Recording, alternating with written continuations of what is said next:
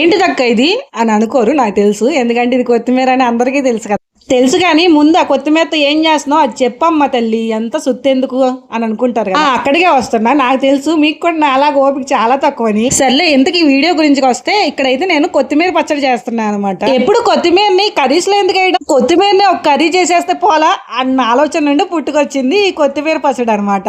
ఏమో మరి నేను అనుకుంటున్నా నాలాంటి వాళ్ళు కూడా ఉంటారని. కొత్తిమీర పచ్చడి అంటే ఏంటో తెలియని వాళ్ళు, నాలా ఆలోచించే వాళ్ళ కోసమే ఈ వీడియో అయితే చేస్తున్నా.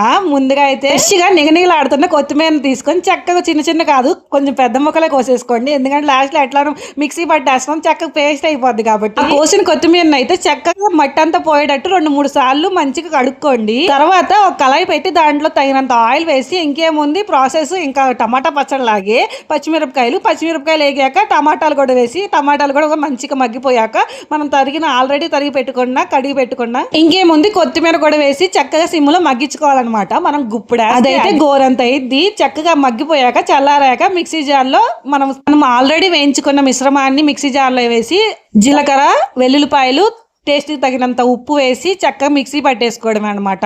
మీకు కొంచెం స్టోర్ ఉండాలంటే తాళం పెట్టుకోండి, లేదంటే అంతే.